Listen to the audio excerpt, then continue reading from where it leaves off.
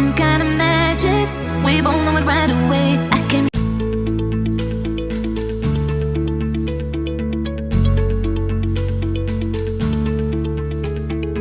This chapter is very easy, but because it's important for your MCQ exams, because of the essence of this chapter, you study it, you know it. You don't study, you absolutely don't know it. You can't think and answer what is a mob, what is a herd.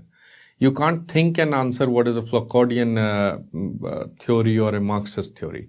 So you know it, you answer it. So just sit back, relax, watch this video, and we'll take care of almost 90%, 99% of the MCQs which may be asked in your exams, but of course 1%, God knows. So let's start with the questions on social medicine, what people may think and ask you, important stuff you need to remember for social medicine and health.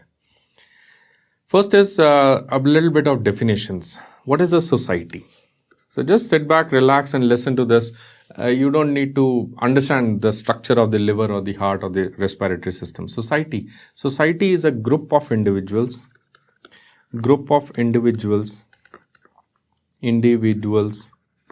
living as a community. So in the society, they share some values. They share MCQ. They share common goals. Whatever are MCQs, I'm going to write them in different color. They share common goals. They share common culture. And they share an organization. They make an organization. So you remember they share goal, culture, and organization. What is a social structure? Social structure is the pattern, it's the structure or the pattern of a relationship between the elements of society, between the individuals. So between the individuals, the relationship, the structure, how is this person related to this? How is this related to this? What is the relation between each of them is known as social structure. What is society? Group of individuals living as a community. What is a community now? Community is a group of people, again, bounded by geographical boundaries. So they are bounded by people who are living together with a common boundary. Geographical boundary, not your home boundary, geographical boundary. And they share common interest. What is a nation? Nation is also the same thing. Nation is a group of people who share the common goals and they are bounded by a geographical boundary. So that is nothing but we say Indian community, Russian community. So community is a group of people living within a common boundary and they share common interest. But society is a group of individuals living as a community with goals, culture and organization. A few questions on behavioral sciences. Definitions again. What is sociology? Sociology is a study of human behavior and society. What is psychology? It is a study of human attitudes, their thought and their behavior. And there basically it studies about the response to a element. That is psychology. How will you respond to a situation is psychology. Human behavior and society is sociology. What is anthropology? It is a study of human physical,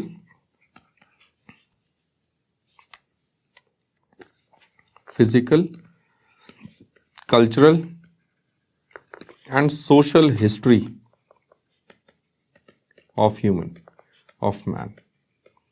That is anthropology. So behavioral sciences contains these three things. We study the sociology, psychology and anthropology. So let's come into sociology now. What is sociology? It is a study of human behavior and the society. What is socialization, socialism, social epidemiology, socialized medicine and social medicine? So they may sound many times confusing. Let's ease it out for our MCQ exams. If you talk about socialization, Don't your parents or some persons, or sometimes you must have heard that socialization, you should socialize. Socialize means interaction. Interaction. Socialization promotes interaction. It means process, MCQ now, process of acquiring a culture. That is known as socialization. What is socialism? Socialism is a political word. Socialism is a political word. It means system of production and distribution. System of production and distribution based on social ownership. Based on social ownership. Nobody will own the society, the people will own it. That is socialism. It's just a way of doing the things. That nobody will be the king and nobody will be the government. It is socialism is it's a political word. It's a social phenomena. Now these are intricate details. What is social medicine, socialized medicine, and social epidemiology? See, in epidemiology, we already talked that having the risk factors leads to disease. Social factors which lead to disease is known as social epidemiology. If you talk about these social risk factors, if you talk about these social risk factors or social factors which lead to disease, is known as social epidemiology. What is socialized medicine? It is again a political word. It is again a political word. Socialized medicine is that the professional services and the health will be provided by the government or the state. The health or the professional services in health will be given by the state. That is known as a socialized medicine. What is social medicine? Social epidemiology is what? Social epidemiology. Social epidemiology is understanding the causative factors for causing a disease. Social medicine is study of the political factors. It studies everything. It is a study of the political factors, cultural factors, environmental factors, social factors, cultural factors, environmental factors, psychological factors for study on disease. For study on disease. So what you have done till now is, what we have understood is social epidemiology. It is a study of the social factors. If you study social medicine, it is a study of the social factors plus political factors plus environmental factors plus cultural factors. That is what we had studied on causing disease. What is social pathology? Social pathology is study of the social factors or the society factors which may lead to social disease. What do you mean by social disease? Social disease or social disharmony. Disharmony. What do you mean by social disease or social disharmony? Examples are, social pathology is basically studying the reasons for crime, reasons for beggary, reasons for poverty, reasons for unemployment. So these are all taken as reasons for very important human trafficking, reasons for child abuse. So reasons for everything. These are all social diseases. For them, what are the causative factors? That is known as social pathology. Social medicine epidemiology is different. Social medicine epidemiology is basically talking about the disease per se. Next is, what is culture? So what do you mean by culture? Culture is, in my town the culture is, in my village the culture is, in your state the culture is. What do you mean by culture? Culture is a acquired term. It is a acquired,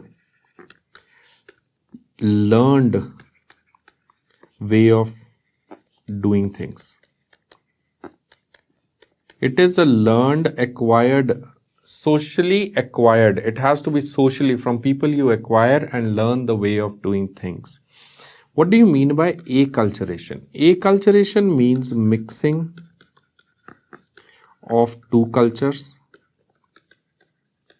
Mixing of two cultures, that means India mixes a culture with Japan.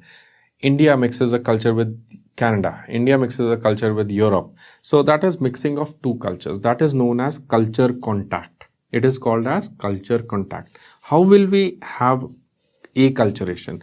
Acculturation could happen because of trades. It could happen. Acculturation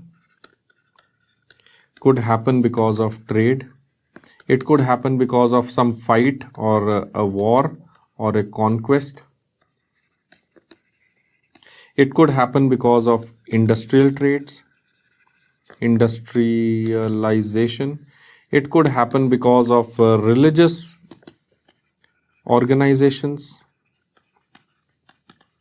or religious propaganda. People may go from religious groups in India to another area, that is acculturation, and people adopt our religion, that is acculturation. Or it could also happen because of education. So because of education, a lot of people go. So these are your things which may promote acculturation. So it is mixing of two cultures, or we can say culture contact. Culture contact. What do you mean by customs? Customs are inherited. Customs are not acquired. It is inherited. Customs are inherited. These are inherited established pattern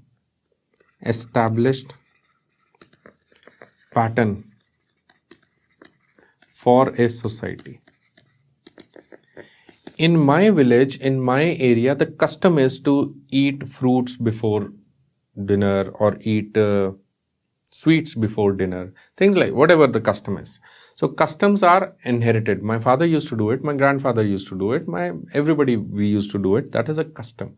Cultures is acquired. You learn that culture. You acquire that culture. So customs are inherited pattern. So mark the words. Customs are inherited. Culture is acquired and learned. And what are folkways and mores? Folkways and mores are types of culture inheritance.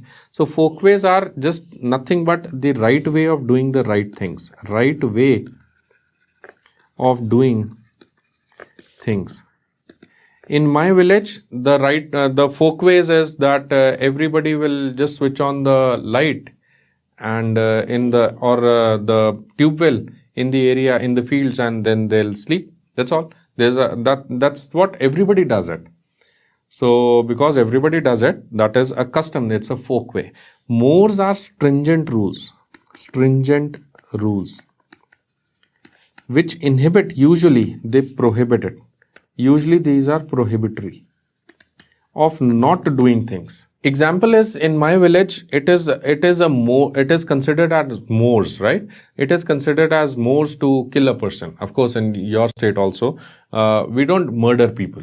That is a stringent way, usually prohibited. We don't steal things. We don't kill people. We don't harm people. That is mores. These are customs. What are traditions? Traditions are nothing but customs. These are customs handed over from generation to generation. These are customs handed over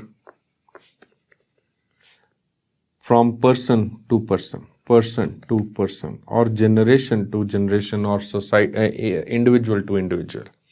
What do you mean by taboo? Taboo is again inhibitory. Taboos are inhibitory. These are inhibitory or prohibitions. Inhibitory or prohibitions related to human activity. Human actions. It's a taboo to say bad words to your parents or any senior in the village. So it's a taboo to maybe kill someone. It's a taboo to steal things, or it's a taboo to do any unwanted acts in the society. So these are all cultures. Cultures are, please remember, these are acquired and these are learned ways. We can have acculturation, we can have customs, and we can have traditions or taboo. Many times you get these MCQs in the exam. Next is sometimes examiner troubles you about what is attitude, what is belief, opinion, habits and learning. So what do you mean by attitude? If you talk about attitude, my attitude is this, your attitude is this. Attitudes are usually permanent. They are usually permanent. Attitudes are, I have been doing like this only. So that's my attitude. You have been doing like this only. That is your attitude. Even if I motivate you to do this, even if I motivate you that you please study social medicine very nicely, you'll study maybe today, you'll study maximum tomorrow. After that, you'll not study it again, right? That is what is attitude. You go back to your original person. That is what is attitude. So just remember, mark the word, it's a permanent. That's why the examiners will play with you. So the attitude is usually permanent. It is expression of like or dislike. Attitudes are permanent and they are expression of likes or dislikes. Like or dislikes.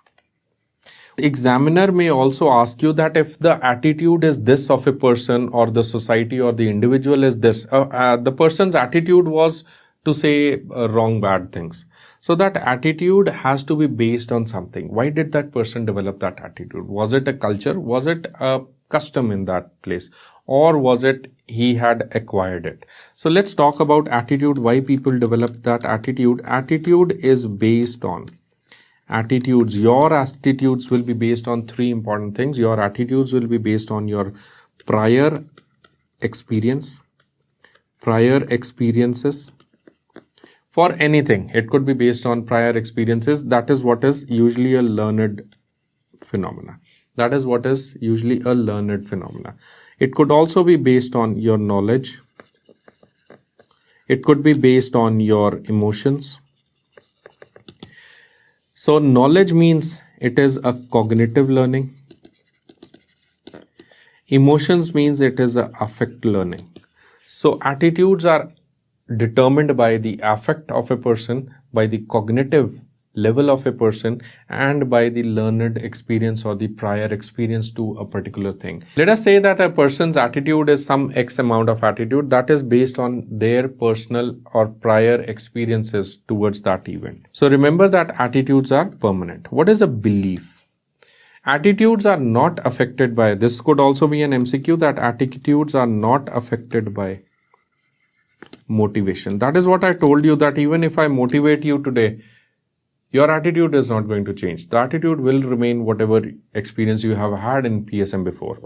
Let us talk about beliefs. Beliefs are usually derived from I believe, my father believed, my friend believed, my senior believed. Beliefs are usually derived from people. You don't develop them. So you derive them. These are external things. You derive them. These are derived from close relations. It could be your wife. It could be your husband, it could be your friend, it could be your parents, your brother, sister, or seniors or juniors. And these are beliefs are also usually permanent. Everybody said that PSM is so boring, and so did you. So everybody thought PSM is boring, and you also thought PSM is boring. So this is a belief. Belief is that community medicine is the most boring subject, and that is what is the belief is. It is permanent and it is stable. You can't change it. That's how your attitude is there. What is opinion? Opinion is what I feel. I think opinions are temporary. Opinions are temporary. What if you had an opinion that PSM was the boring subject? And there you go. You look at a video or you look at some questions and you see that, wow, it's so interesting. So that we have changed your opinion. So opinions are temporary. Opinions are changing, and opinions are based on current evidence. Based on current evidence. And opinions may change. What is a habit? Habit is every time you have a habit of only listening, you don't write, or you have a habit of writing and you don't listen. Habits are established way of doing things. It may be good, it may be bad. Habits are established way of doing things. I'm not saying it is good or bad, but it is what you do. And habits are changed by motivation. They are usually altered, or they are, we should say, influenced. The better word would be influenced by motivation. They are influenced by motivation. What is learning? Learning is a continuous phenomena. It is a permanent phenomena which is going to define your attitudes, right? It's a permanent phenomena. It's a permanent change in behavior. It is based on, same answer, it is based on prior experience, based on cognition or affect. And the learnings could be conscious or subconscious also. Many things you just learn subconsciously. So it's a conscious or a subconscious learning. It could be anything, conscious or a subconscious learning. So there are many types of learning. So you can have types of learning. How will you learn things? We can have cognitive learning. We can have affective learning. We can have psychomotor learning. What do you mean by cognitive learning? That is what we had studied. What do you mean by cognitive learning? Is knowledge level. So if you read something, if you see something, if you learn something, if you experience something, that is a cognitive learning. Affective learning is based on your emotions, your behavior and your attitudes. Attitudes will cause learning, learning will cause attitude change. Psychomotor is if you learn a skill. Psychomotor is I learned how to write it without seeing on the paper. So that's a psychomotor skill. And we learn it probably by practice or by experience. So these are your different questions you get on attitudes. So the next is we are going to come over is some of the other social definitions. So first we had seen about the individual. We talked about the attitudes. We talked about the customs. We talked about culture. Now we are going to talk about how the society overall reacts. So social definitions could be, we can talk in terms of social mobility, social stress, social security or social defense. What do you mean by all this? Social mobility. It means how mobilized you are. That means if you move from, I was earlier in the upper socioeconomic status, upper class, and today I am in the middle class, and maybe tomorrow I go back to the upper class, or maybe from upper I go to the lower, or maybe I was in the lower class before I shift to the middle. This shifting from the socioeconomic status classes. Shifting from the socioeconomic status classes is known as social mobility. It is transitions or movements across the socio-economic status in this society. What do you mean by social stress? Social stress means how much stress the society is. In which countries, in which societies do you think will be more social stress? In the underdeveloped or the developed or the developing? In people who are underdeveloped, in underdeveloped societies, there is no social stress. The child who is a carpenter, he knows his papa is a carpenter, he will be a carpenter, as simple as that. In India, somewhere in 17th, 18th century, 19th century, a person whose father was a cobbler, his child will be a cobbler. There is no doubt in that. My father has a farm, I have a farm, my children will run a farm. There is no doubt, there is no point of stress. In the modern societies, in the developed world, there is again no stress. My father is a doctor, my child is a rock star. So there is absolutely no stress because nobody is related to anybody. Whatever your papa might be doing, you will do something else. So that is what is a modern society. That is what is individualism. That you're not so much socially interlinked to your parents. So that causes less stress. The underdeveloped causes less stress. The maximum stress we see is in the developing society. Where my father is a cobbler, I want to be a doctor. Now you want to change now you are coming under social stress. developing societies are very like there is higher chance of social stress, more chances of younger age group myocardial infarctions, more chances of cancers, more chances of many diseases. There you are basically trying to fulfill a social role, that you also want to be a very good engineer or an architect or a doctor or things like this. Your father was giving you a platform and you want to escalate. That phenomena, that's understanding is known as social stress. So social stress, if you talked about me, social stress is nothing but transitional society. It is usually seen in transitional societies. It is usually seen in transitional societies. It is uncertainty for younger population. For younger population, it causes more diseases. It causes more diseases, no doubt in that. So that is about the social stress, and that's why we say it's a stress. What do you mean by social security? Social security it's a separate word. Social security means sense of security towards any mishap given by the society. Not mishap by the society, sense of security given by the society in case you get into mishap. So that is known as social security. It is a sense of security. It is a sense of security by the society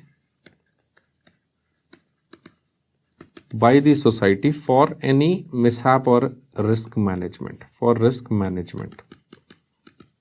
Example for mishaps or risk management could be unemployment, could be disability, could be severe disease.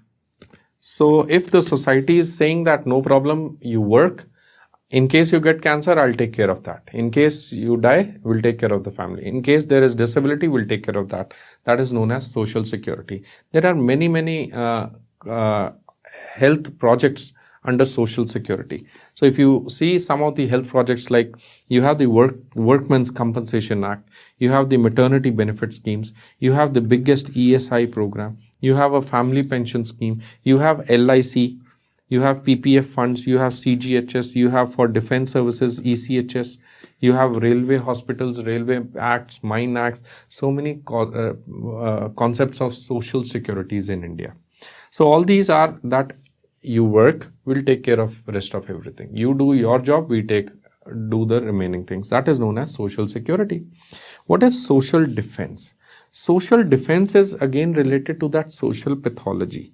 Social pathology, you remember, was the social causes for social diseases. Social defense is preventive, therapeutic, and rehabilitative services to promote a healthy and wholesome society growth, of the society. These actions are called as social defense. So they work for promoting the social security, they work for decreasing the social pathology, and they work to promote healthy society. Are you able to understand these words now? So social defense would be like to attack against beggary, to inhibit delinquency, child abuse, trafficking, all these which are the social pathologies, you are doing some work to prevent them. That is known as social defense phenomena. Next is, let us come to some of the theories in sociology. Before you learn about the theories, Marxist theory, Parsonian theory, Foucaultian theory, or feminist theory, so before you learn these theories, you should know why did these people make the theories. What happens is, some of the social people, they wanted to understand why people get disease. So you need to understand why do you get disease. To understand why do you get disease, we understood there are some human needs which needs to be fulfilled, and if we do not fulfill your needs, you will get some disease, health, body disease, mind disease, psychological disease, social disease, some spiritual disease, something you will get. So the needs can be broadly classified into four. Before I talk of theories, you learn about the needs. Four needs are there. The first is very basic need, that is known as biological needs.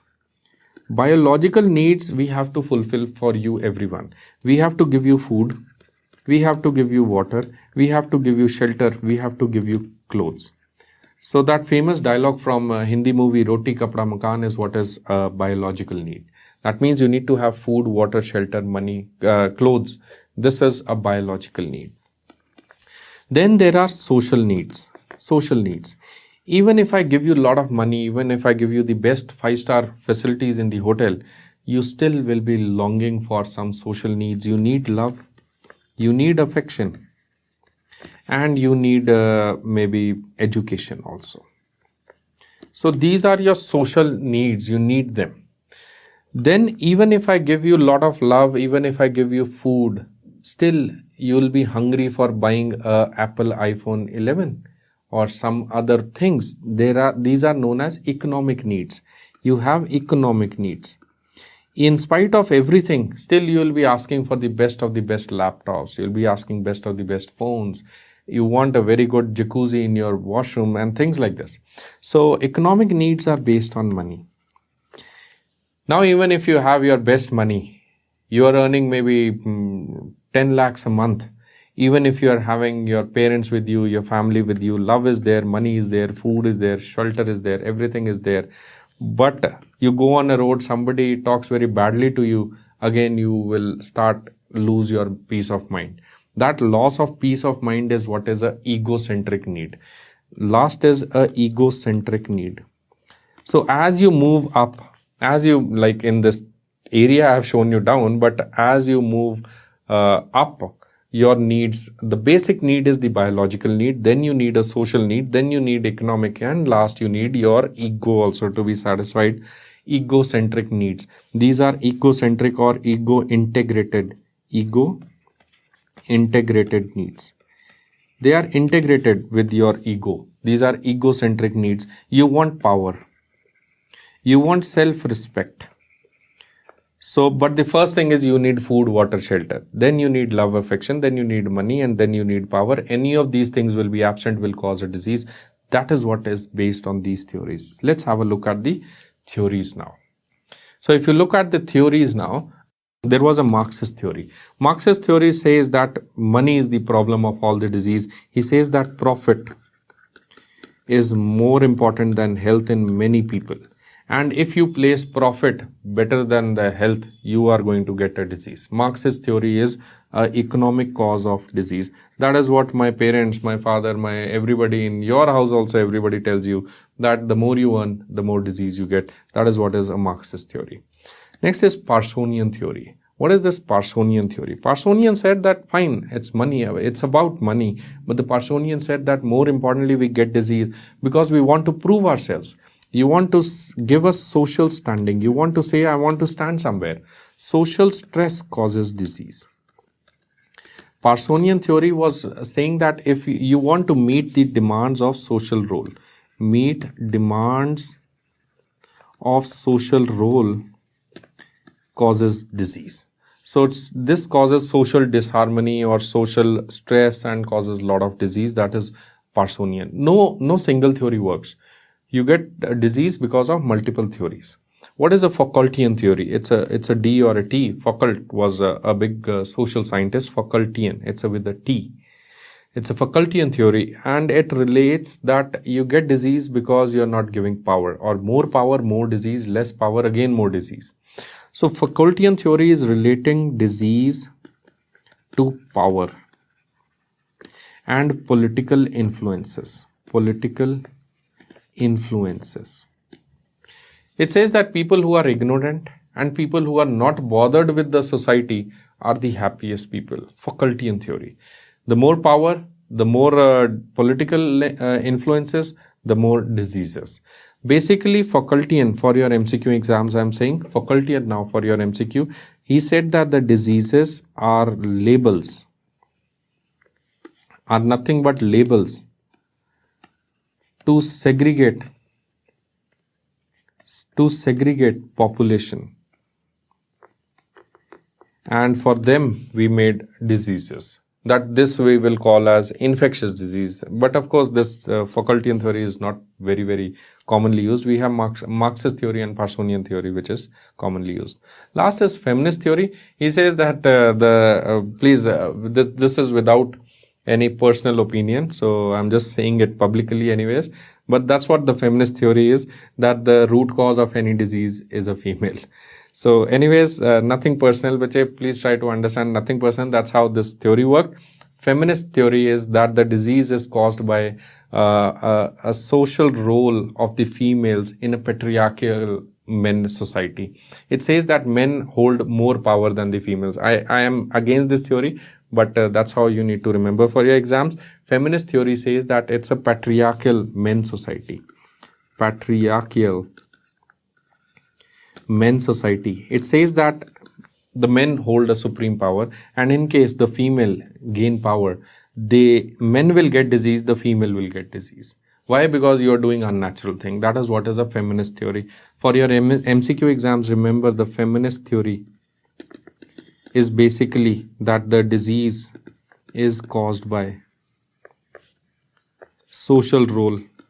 Disease is caused by the social role enforced on women, enforced on females by patriarchal men. If the female is wanting to be want to study and she wants to go out and work and you subdue her, she'll cause disharmony, she get disease, person gets disease. So that's a feminist theory. Next is, let us come to group dynamics. We talk about how people congregate together. What is a crowd? Crowd is a temporary group. Temporary group. Any accident happens on the road, any event happens on the road, crowd gathers. We don't say mob gathered or herd gathered or a village gathered or town gathered or a band gathered. We say crowd gathered. What is a crowd? It's a temporary group, and there is a common interest. Everybody wants to have a look at what is happening. Common interest. And there is no leader. 3 words I have told you. It's a shooting is going on. Some film shooting is going on. So people gather to see what is happening. That is a temporary group. Common interest. You want to see the actors and actresses, and there is no leader. Next is, what is a mob?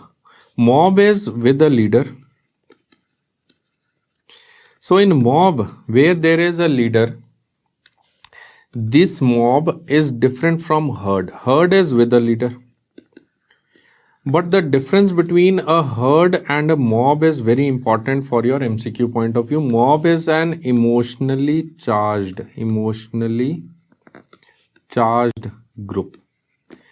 This is a crowd who is emotionally charged. You have to do it, you have to do it, you have to do it, you will do it, you will do it, you can do it, you can do it. This is an emotionally charged. What is a herd? Herd is a group with a leader, and this herd is not about charge. They are blind followers.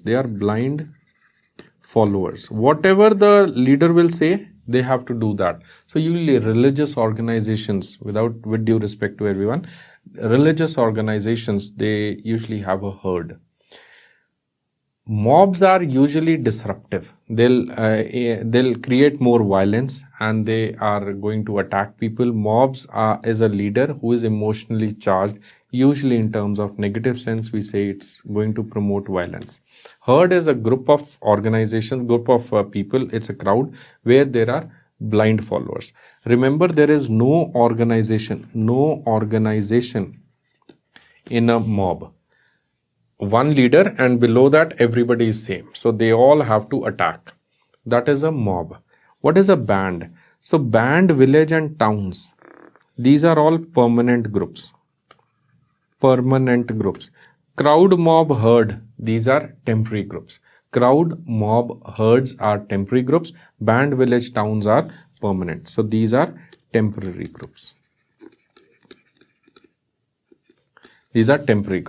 Band, village, town. What is a band? Band is a small number of families living together. So maybe 5 families, 7 families, 10 families. They are usually mobile. They go from area to area. That is a band of families. Village are staying there. They are staying there. These are collection of families. What do you call as a village? Village is a collection of families, usually more than 20 families, with their own houses. They don't move around. They don't take the village from place to place. Own houses, and they are very much permanent. In the village, they have usually agriculture as the main source. Agriculture as main source. And the village has a very strong culture. I think you all believe in that. Strong culture. They have a very strong culture which is different from village to village. That is known as a village. Usually more than 20 families, own houses, agriculture as the main source, and they have a very strong bonding and a culture. What is a town? Town is nothing but an urban area. It is an urban area with dense population. And in a town, now the problem of money comes. The town is usually divided into strata. You have a lower class, middle class, and upper class. Next is, what is a family? So what do you mean by family? What is a family? Family is a group of biologically related individuals who eat from a common kitchen. So the food place should be same. That is known as a family. So that is called as a family. Family is where you have a common kitchen, and people are biologically related. It is the most powerful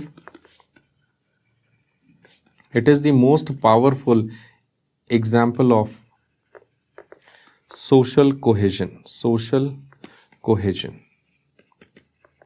So the highest social cohesion is seen in family. They are very interrelated. So what is a family cycle? Husband and wife, they meet, they form a family. So there is a stage of formation. Then they have one child.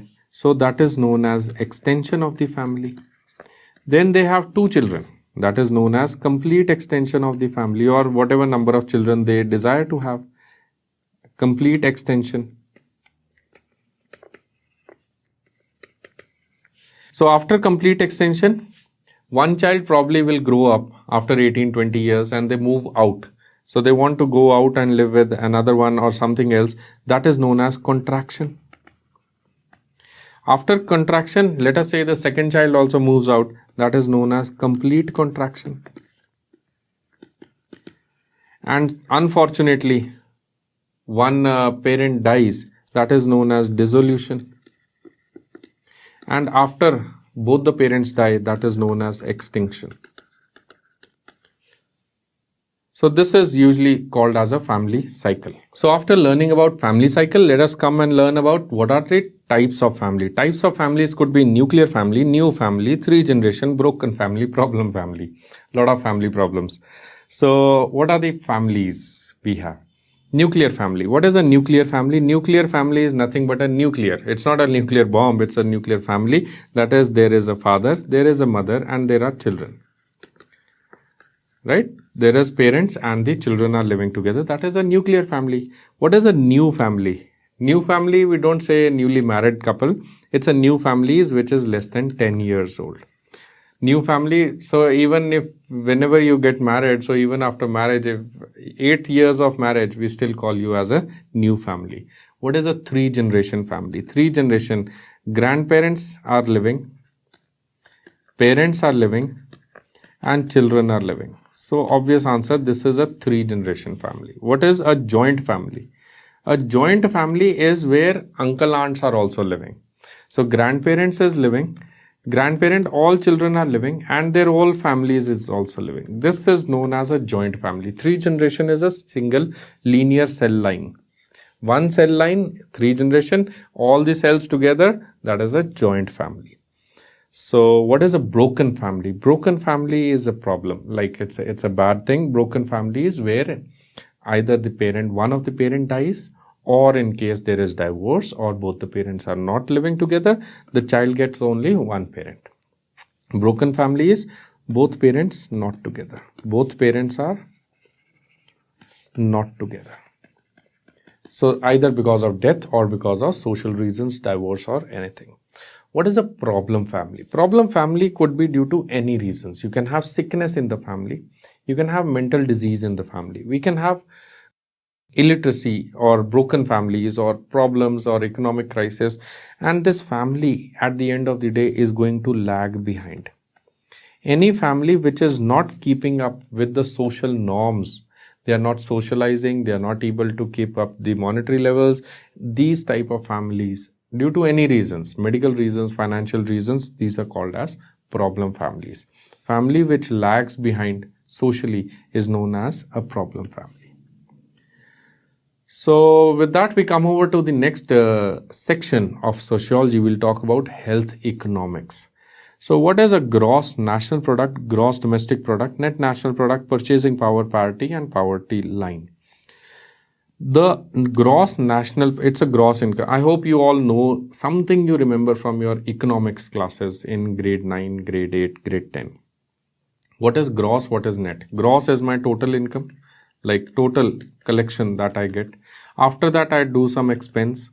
After minusing the expense, that is known as my net income. So what is gross? Gross is the total collection that I get minus expenses will be called as net income. So if you understand this, let us learn about what is these things. Gross national product, it is nothing but total home income, that is country income, plus outside income, that is abroad income, any shares, any equities, any properties, any gold, any lending money for a country, it's not for a person, that is known as a gross national product. What do you mean by gross domestic? Domestic means only home income. That means domestic is only home income. That means only maybe using your agriculture or mines or resources. Your income, the country's income, is known as gross domestic product. Net national product, it's a net income. It's a net income, that is gross national product minus the expenses. What do you mean by the expenses? Expenses mean the capital consumed. The amount of money which was spent, capital consumed, that is known as net national product. What is purchasing power parity? Let us say you go to US. In US, I give you, take $1. So you take $1 and you go and you spend that dollar. You get a polythene bag full of fruits, X number of fruits. For the same amount of $1, which is equivalent to whatever currency in India, whatever amount in India. So that amount, in that amount, the polythene bags, how many things you can fill up of the same fruit is known as a purchasing power parity. If you take $1 in India, what all things you can buy, and for same $1, what all things you can buy in US, that is known as purchasing power parity. So this purchasing power parity is a very good indicator. It tells you about the development of a country, because the more development, it is linked to the financial stability of the currency of that country. So purchasing power parity has a bag phenomena. It is a bag filling phenomena. How much bag you can fill up with the same amount of money in US and with the same amount of money in our home country. What is this poverty line? The poverty line is basically dividing the above poverty income line and the below poverty income group. So we have BPL families above poverty line and BPL is below poverty line. APL is above poverty line, BPL is below poverty line. So we have a people who are above it, we have people who are below it. This poverty line, this poverty concept of BPL and APL, poverty line was implemented in India by Tendulkar Committee and Rangarajan Committee. They worked on on establishing the norms for the poverty lines. Rangarajan Committee, 2011. We had a Tendulkar Committee and Rangarajan Committee. The poverty line currently for year 2018 for India is 2,100 in rural areas and 2,400 in urban areas. If a person cannot afford this much calorie, if a person cannot afford calorie of 2,100 kilocalories in the rural areas and 2,400 kilocalories in the urban area, we say that this is a below poverty line. If you talk about the money, second is there is also a criteria of the money that we are earning. In the rural areas, if a person cannot earn 32 rupees a day, or in the urban areas, if a person cannot earn 47 rupees a day, we call that in Indian national rupees, we call that as a below poverty line. So if a person is not able to sustain 3247 or 2100 calories or 2400 kilocalories, these are called as below poverty line. This is the poverty line that we have made. So next is what are the socioeconomic indices or social stratification or the socioeconomic status scales that we use in India. So we can have urban scales, we can have rural scales, or we can have common scales like BG Prasad and wealth index. So these both scales they are based only on income.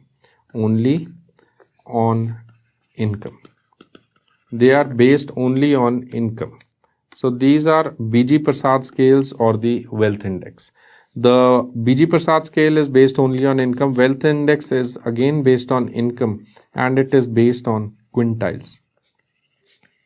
Quintiles means it is based on 20%. So 1/20th of the population is what stage? So it divides the whole population into 5 quintiles.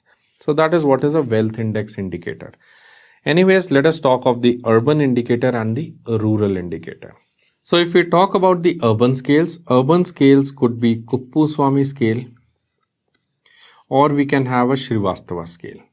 Most commonly we are using a Kuppuswamy scale. If you talk about the rural scales, we can have Uday Parekh scales or the Radhokar scales. Most commonly we are using the Uday Parekh scales. And in case where Kuppuswamy and Uday Parekh is not to be used, or in certain situations the rural-urban divide is finished off, we are using the BG Prasad scales. Let us go and look into what are these Kuppuswamy, Uday Parekh and BG Prasad scales. So now let us talk about the Kuppuswamy scale. If you talk about the Kuppuswamy scale is measured in 3 categories. You can measure for the income, education, occupation. Income, education or occupation. Income is having 12 scales from 1 to 12. Education will have 7 scales from 1 to 7 and occupation has 10 scales from 1 to 10. So different occupations are there, different amount of incomes are there. You get them all together.